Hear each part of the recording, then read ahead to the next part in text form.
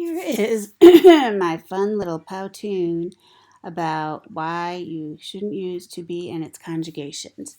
It's called to be is not to be. Don't use to be conjugations. You're writing in the passive voice and you're not making your paper as clear and concise as you can. Why would you say rope was chewed by puppy or puppies are viewed as cute when you can say the cute puppy chewed the rope in the grass? You can go to chompchomp.com or even the Writing Center from the University of Wisconsin if you want to find out more about how to use the active voice and active verbs. You can also look in the active verbs assignment sheet that I gave you for the final paper.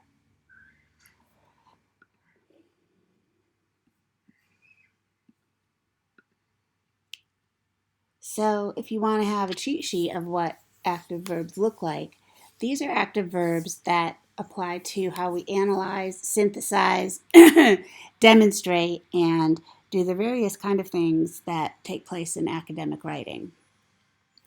So that is a handout with lots of active verbs for you to use. Now let me show you a quick example of what happens when you convert text from passive voice to active voice. Video games are a divisive entity in terms of their worth in literary studies. Though there has been a growing interest in the medium over the past years, there is still some debate around the idea of video games having the storytelling abilities equal to that of novels, poems, and plays. Though some may argue no, more and more are saying yes. However, this brings up a new debate. How does one study this new medium in comparison to other media? Many jump on the idea of theories. Literary theories guide the criticism of other works. So surely a video game theory would be useful. This is exactly what is proposed by Jesper Juhl in his work, What Computer Games Can and Can't Do. So in addition to the author of this piece not proofreading it and certainly not reading it out loud to notice that surely is not surely, the author uses many to-be conjugations and passive voice, which makes it sound as if the author wasn't there when the paragraph was written. The author wrote the paragraph. There's active voice, okay? The author wasn't there when the paragraph was written. The author wrote the paragraph. If you can hear what I'm saying, for you to have a voice and for you to analyze actively, to have an academic voice, you must use the active verbs. Here is that same paragraph rewritten with active verbs. Misconceptions about video games make them a divisive entity in terms of their place in literary studies. Though interest in the medium has grown over the past years, we still debate the idea of video games having the storytelling abilities that rival novels, poems, and plays. Though some argue no, more and more say yes.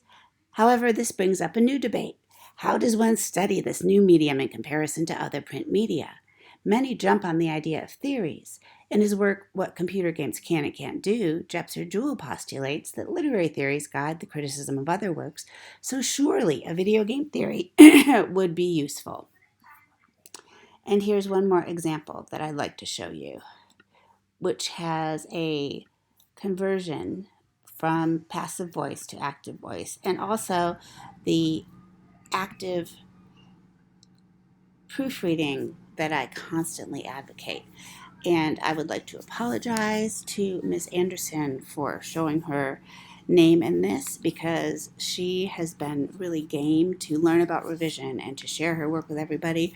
And by no means do I mean to embarrass her in using her example because everybody does this and everybody is driving me crazy. So first of all, it's getting hot on here. Read it out loud so you can see if you typed the wrong preposition. Scientists studying areas from north to the South Pole noticed that our planet's temperature is increasing at a rapid rate, also known as global warming. This problem, which has been affecting the planet for hundreds of years, causes glaciers and sea ice to melt, shift patterns in precipitation, and forces animals to move from one environment to another. Although humans are the main reason global warming is destroying our planet, it is affecting us more than we know it. What are some specific causes of global warming, and how is affecting the environment, living organisms like humans, plants, and animals? At the National Gas Conference on 23 October 2019, President Donald Trump announced he would like to withdraw the United States from the Paris Climate Agreement by next fall. This agreement asked that all participating nations minimize the use of greenhouse gases. Yada, yada, yada. Now, this is really not bad at all, but I always want to make you better. So, here's the revision. It's getting hot in here. Great title. It's kind of funny because it reminds me of that song and it's eye-catching. Scientists studying areas from the North to the South Pole have registered a rapid increase in our planet's temperature, also known as global warming. The problem, which has, let's say, not has been, but which has affected the planet for hundreds of years, because there's just no reason to have been affecting, causes glaciers and sea ice to melt, shifts patterns in precipitation, and forces animals to move from one environment to another. Human activity causes global warming to destroy our planet. So why did President Donald Trump announce at the National Gas Conference on 23 October 2019 that he would like to withdraw the United States from the Paris Climate Agreement by next fall? This agreement asks that all participating nations minimize the use of greenhouse gases in an effort to lower the global temperature and provide a safer environment for living things on the planet. And I did notice a few little changes that I need to make, but that is more efficient and to the point and clearly speaks to you as the audience. So I hope, once again, you see the difference.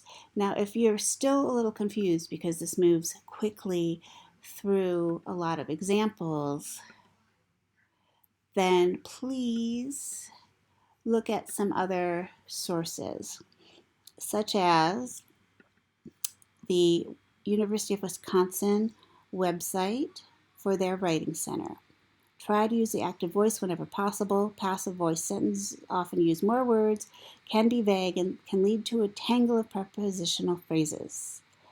In a sentence written in the active voice, the subject of the sentence performs the action. In a sentence written in the passive voice, the subject receives the action.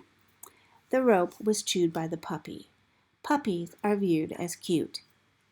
See how silly that sounds? And here are some more examples. The active voice. The candidate believes that Congress must place a ceiling on the budget. It is believed by the candidate that a ceiling must be placed on the budget by Congress. So many extra words, and you just kind of get lost in the little words that don't mean anything and don't give you a picture. So, how to convert sentence to active voice? Look for a by phrase, by the dog, or just look for to be and its conjugations. Sometimes it is all right to use the passive voice. Sometimes you're trying to be tactful. Sometimes you don't know who did it. And sometimes you just want to sound like God. So, visitors are not allowed after 9 p.m. Who doesn't allow the visitors? I don't know, God or some authority that you shouldn't even question or know their name. Also, if you want to find out a little bit more about these to be conjugations, just Google it. This is how you conjugate the verb to be. So when I ask you to find to be conjugations, I'm asking you to find any of these words in your sentences because they often replace active verbs and because these participles make verbs into nouns and it all mucks up your writing. So hopefully that is enough said. I'm going to stop ranting about this, and I hope this makes everything far more clear. Have a great day.